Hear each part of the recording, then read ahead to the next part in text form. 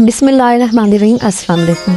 अच्छा, ये जो बात मैं आपको बताने जा रही हूँ ना, ये आपने पूरी सुननी, ध्यान से सुननी। अगर आपको अपने बच्चों से प्यार है, मुझे ना किसी ने बताया था कि एक दिन ना एक बच्चा खेल रहा था और वो खेलते खेलते ना उसकी जो बॉल थी ना वो शीशे में जाके लग गई और वो शीशा जो था ना वो बिल्कुल चकनाचूर हो गया और टूट गया। अब फिर जब वो शाम को बच्चे का बाप वापिस आया ना, तो उसने देखा कि शीशा टूटा हुआ। उसने गुस्से से बच्चे को आवाज़ दी। तो बच्चा जो था ना वो कांपता हुआ आया और पूछा उस बच्चे से, उसके बाप ने, कि बताओ ये शीशा किसने तोड़ा है। तो फिर वो बच्चे ने तो खामोश रहा, लेकिन घर वाले कहने लगे हाँ जी इसी नहीं तोड़ा है, तुम्हारे बेटे ने ही तोड़ा है। अब जो बाप था ना वो तो हो गया आग बबूला और ज़मीन से उसने एक लकड़ी उठाई और जनाब उसने बेतहाशा ना उसको मारना शुरू कर दिया। बच्चा रोता रहा, चीखता रहा, चिल्लाता रहा, मगर बाप के कान में ना जू नहीं रेंगी। वो नहीं रुका जब तक वो थक नहीं गया मार मार के। अब वो जो बच्चा था ना वो थकन से चूर, उसने भी मार खाई और वो बच्चा जो था ना जाके बिस्तर पर लेट गया और सारी रात उसने इसी डर में गुजार दी कि बाबा ने मारा है मुझे।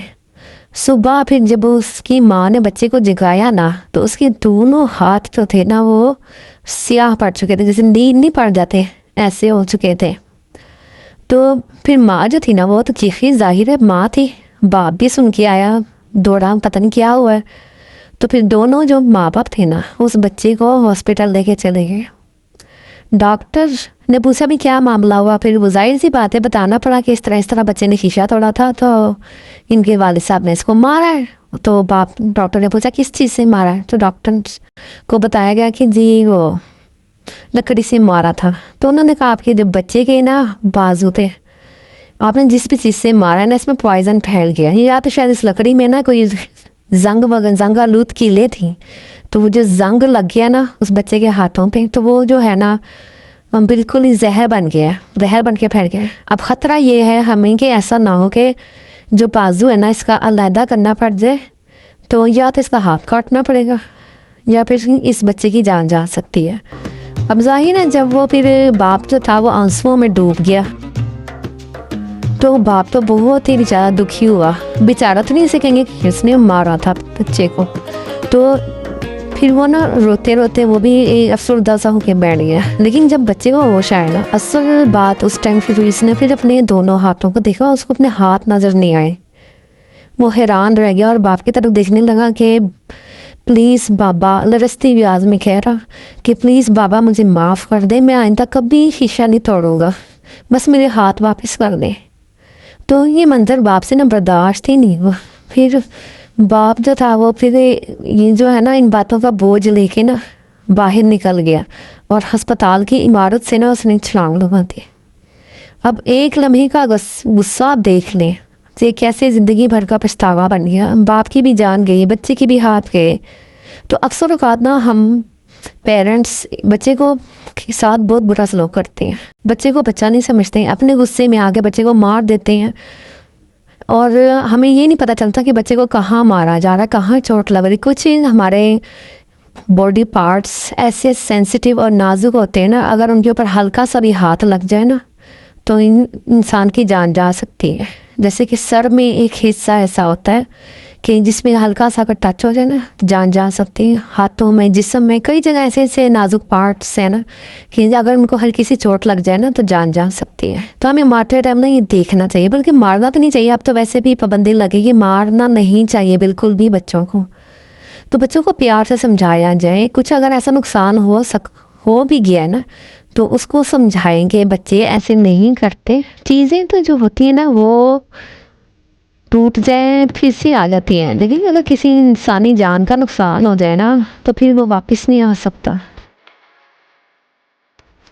फिर उम्र भर का नुकसान ही रह जाता है। तो ये बच्चों की जब हम तरबियत करते हैं ना तो बच्चे को अगर बाहर कहीं से डांट पड़े, बाहर से बच्चा कहीं से गलत काम करके आए तो उससे प्यार से पूछें, उसको अपना दोस्त बनाएं। ये ना हो कि वो डर की वजह से, आपके खौफ की वजह से वो किसी और को ये बातें बताएं, कोई और ये नुकसान मतलब वो आपको नुकसान पहुँचाए। ये चीज़ें नहीं होनी चाहिए। बच्चों को अपना दोस्त बनाएं। ठीक है, क्या कहा जाता था कि ये बच्चों को जो है ना सोने का निवाला खिलाओ लेकिन शेर की नज़र से देखो। तो ये बात ना पहले ज़माने में अप्लाई कर होती थी कि जैसे कि वो ऐसी बात है ना जैसे कि हम पुरानी चाबियों से नए ताले खोलना चाहते हैं। ऐसा नहीं है, वक्त के साथ साथ है ना टाइम बदल रहा है और अंदाज तौर अतवार तरबियत के तरीके भी बदल रहे हैं। अब बच्चे को ज़रा सा कुछ कहो तो वो फिर आगे से मुंह बना लेता है या कोई इंतहाई कदम भी उठा सकता है। तो इससे बचने के लिए ना ज़रूरी है कि हम अपने तरबियत के अंदाज बदलें बच्चों से। अगर कोई बच्चे घर से बाहर की कोई बात बता रहे हैं ना, उनको झिड़कने के बजाय उनकी बात को सुने गौर से। बच्चे को ना अकेलापन फील नहीं होना चाहिए, उसे लगे कि हाँ भी मुझे कोई सुनने वाला है, मेरी कोई अहमियत है या मेरा घर में कोई हिस्सा है। चाहे आप जॉबियंस हैं, चाहे आप घर में रहती हैं, बजाय इधर उधर के कामों में लगने के बजाय बच्चों के ऊपर भी तवज्जो दें। बच्चों की कमी कमज़ोरी देखें, बच्चों से पूछें क्या हालात चल रहे हैं स्टडी के, दोस्तों के, बाहर अंदर, ताकि वो अंदर से कोई ऐसी बात निकले जिससे वो परेशान हो। उससे पूछा करें कोई परेशानी है, कोई मसला है तो मुझे बताओ, मैं हूँ ना तुम्हारे साथ, ताकि बच्चे को हौसला हो कि मेरे साथ कोई है। तो मैंने तो यही सीखा है कि ये बच्चों से नंबर कम आ जाते हैं, माएँ डांटती है तुमने क्यों नहीं ये नंबर लिए, तुम्हारे नंबर कम नहीं आने चाहिए। इस तरह के अक्सर हम वाक़यात सुनते रहते हैं कि बच्चे फिर घर में ही नहीं वापस आते हैं कि जी हमारे तो नंबर कम आ गया, हमारे कैरियर तबाह हो गया, मुस्तकबिल फनाओ बर्बाद हो गया। तो बच्चों को दिखाएं कि नहीं, अगर तुम टूट गए हो, तुम्हारे नंबर कम आ गए तो कोई बात नहीं, और बहुत से रास्ते हैं। देखिए ना, जब बच्चा इस तरह डिसहार्ट होगा तो वो कहाँ जाएगा, गलत सोसाइटी में जाएगा, गलत कदम उठाएगा या अपनी जान से हाथ धो बैठेगा। तो मेरा कहने का मकसद यही था कि बस बच्चों के साथ प्यार से पेश आए। तो जी जनाब, यहाँ पे मेरी ना इस्त्री जल गई थी और मैंने फुल खोल दी थी और कपड़े भी इस्त्री कर लिए थे।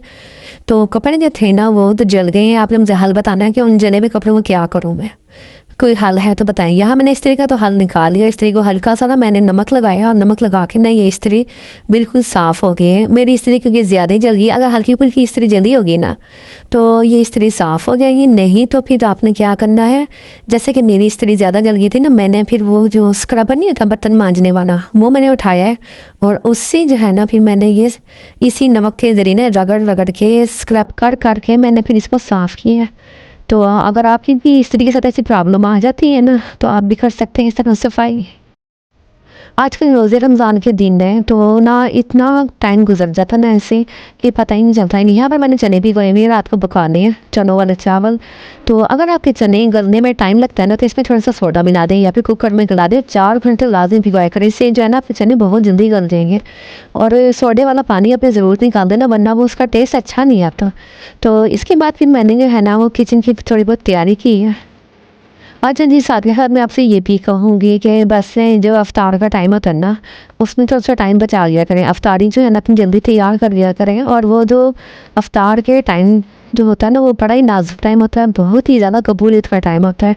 और वो कबूलियत की घड़ियाँ जो है ना वो बिल्कुल भी ज़ाया ना किया करें। आप आधा घंटा पहले ना अपनी अफ्तारी से फारिग हो जाया करें तैयार करके। तो बस दुआएं मांगा करें अल्लाह ताला से, जो भी आपकी ज़िंदगी में परेशानियाँ हैं, तकलीफ़ें हैं, दुख हैं, अल्लाह ताला से दूर हो के गिड़गिड़ा के, नहीं तो अगर रोना नहीं ना आता तो वैसी शक्ल बना लिया करें। तो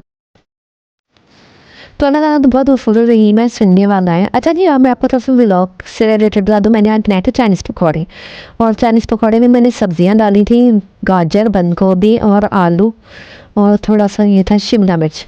और इसके बाद मैंने फिर मैदा लिया था 3 चम्मच भर के, और फिर मैंने इसमें मिलाया था चावलों का आटा 1 चम्मच भर के। इससे क्रिस्पीनेस हो गई थी। और मैंने 2 चम्मच जो थे ना वो ऑयल के भी डाले थे, आप घी भी डाल सकते हैं। तो बस सबको मिक्स किया, नमक मिर्च वगैरह डाला, साबुत धनिया डाल के, और इस तरह मैंने ज़ीरा डाल के ना इसको अच्छी तरह, पानी नहीं डाला था पहले, अच्छी तरह इसको हाथों से किया था कि हल्का सा तकरीबन थोड़ा सा आधा कप पानी डाला, वो जुड़ गया। बस फिर इस तरह पकौड़े बना लिए। आप भी बना के देखिए, बहुत टेस्टी बनते, बहुत मज़ेदार। केचप के साथ इंजॉय करें। जाते जाते चैनल को ज़रूर सब्सक्राइब कीजिएगा और कमेंट बॉक्स में बताइएगा आप कहाँ से देख रहे हैं। और इसके साथ ही साथ वीडियो को लाइक और शेयर ज़रूर कीजिएगा। नेक्स्ट वीडियो मिलते हैं आप, अपना बहुत सारा। अल्लाह हाफिज़।